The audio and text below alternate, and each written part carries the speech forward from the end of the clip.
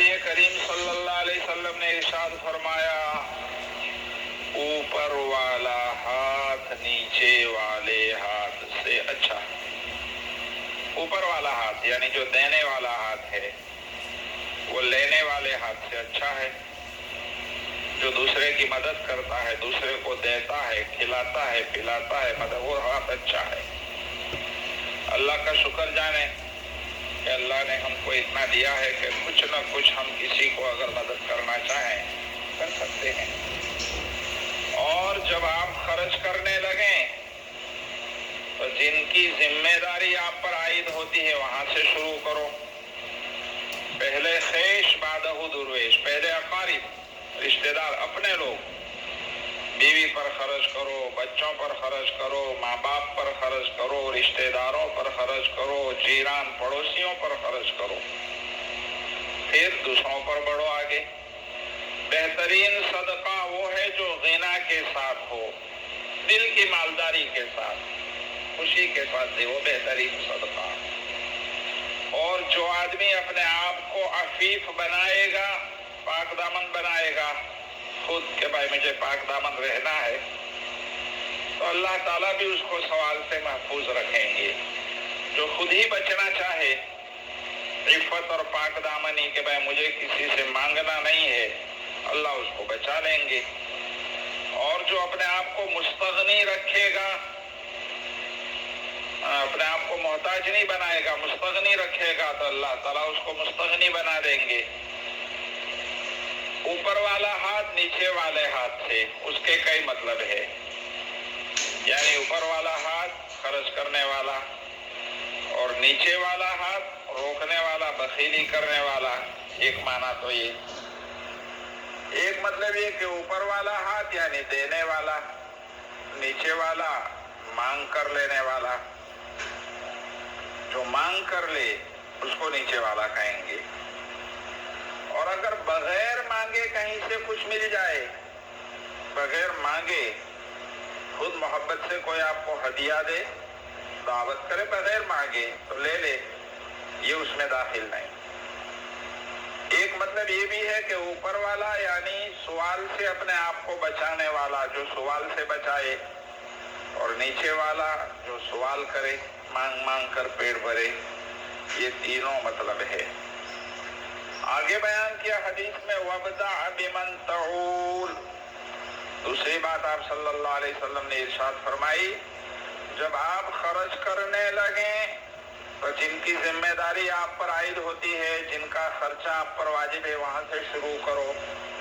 آپ جب خرچ کرنے لگیں تو ابتدا اپنے گھر سے ہونا چاہیے، پہلے گھر والوں پر، اس کے بعد دوسروں پر خرچ کرو، اس لیے کہ ان کا نفقہ گھر والوں کا اپنے ذمہ واجب ہے، ضروری ہے۔ ہم لوگ گجراتی ہے، گجراتی میں ایک کہاوت ہے، گھرنا چھوکرا گھنٹی چاٹے۔ گھرنا چھوکرا تو گھنٹی چاٹے، کچھ ہے ہی نہیں، اور دوسرے مزے کریں۔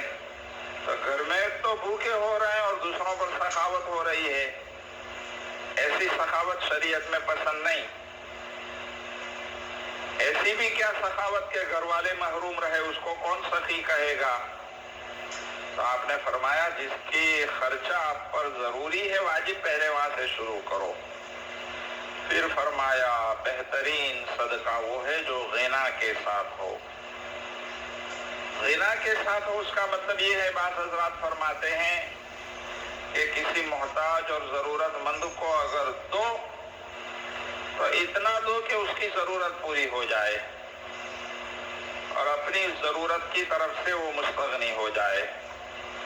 کسی کی مدد کرنا ہے تو اس بیچارے کو اتنا دو، اللہ نے تمہیں دیا ہے جس سے اس کی ضرورت پوری ہو جائے، اس کا کام نکل آئے۔ مثلاً ایک آدمی بھوکا ہے، آپ اس کو کھانا دے رہے ہیں تو ایسا نہ کرو کہ روٹی کا ایک ٹکڑا اس کے ہاتھ میں پکڑا دیا، بلکہ اللہ نے دیا ہے تو کم سے کم اتنا دو کہ اس کی ضرورت پوری ہو جائے۔ ایک آدمی ننگا ہے، کپڑا دے رہے ہیں تو کم سے کم اتنا دو کہ اس سے سطر ڈھک جائے۔ اور بعض حضرات کہتے ہیں کہ اس کا مطلب یہ کہ آپ جب صدقہ کریں تو اس طرح کرو کہ آپ کے پاس اتنا رہ جائے کہ پھر بعد میں آپ خود محتاج نہ بن جاؤ. آپ اپنی ضرورت پوری کرو، یعنی سخاوت کا ایسا بھی جوش نہ ہو کہ اپنے پاس جو کچھ تھا سب کچھ دے ڈالا، اور جب اپنی اور بال بچوں کی ضرورت پیش آئی تو پھر دوسرے کے سامنے ہاتھ پھیلانا پڑا. کسی نے پوچھا کہ بھائی تیرے پاس تو تھا کیا کیا، تو کہنا پڑے گا کہ میں نے سخاوت کر ڈالی. ایسی سخاوت بھی کیا کہ اب تجھے کسی دوسرے کے سامنے ہاتھ پھیلانا پڑے. آگے فرمایا جو آدمی اپنے آپ کو عفیف بنائے گا، پاک دامن، یعنی جو خود سوچے گا کہ مجھے کسی کے سامنے ہاتھ نہیں پھیلانا ہے، تو اللہ اس کو پاک دامنی دیں گے. عفت کا معنی پاکیزگی، یعنی جو آدمی اپنے آپ کو سوال سے بچائے گا، سوال نہیں کرے گا. مطلب یہ ہے کہ کوئی بھی نیکی کا کام کرنے کے لیے خود اس آدمی کو بھی اس کام کا ارادہ اور ہمت کرنی پڑتی ہے. پہلے ارادہ اور ہمت کرنا پڑتا ہے، پھر اللہ کی مدد. ایک مرتبہ اس نے ارادہ اور ہمت سے کام لیا تو پھر اللہ کی طرف سے مدد ہو جائے گی. جیسے کوئی بچہ جب چلنا سیکھتا ہے تو کھڑا ہوتا ہے، پھر ایک قدم اٹھاتا ہے، تو باپ خود بخود آگے بڑھ کر اس کو پکڑ لیتا ہے اور چلا لیتا ہے. لیکن اگر وہ بچہ قدم ہی نہیں اٹھائے تو پھر کون اس کو چلائے گا؟ اسی طرح یہاں بھی اصل تو اللہ کی توفیق ہوگی، لیکن آدمی کو ارادہ کرنا پڑے گا اور ہمت سے کام شروع کرنا پڑے گا. تو جو پاک دامنی اختیار کرنا چاہے پکے دل سے، اللہ اس کو پاک دامنی دیں گے. اور جو اپنے آپ کو مستغنی بنائے، کسی کے سامنے ہاتھ نہیں پھیلانا، تو اللہ تعالیٰ بھی اس کی مدد کر کے اس کو مستغنی بنائیں گے. درود شریف.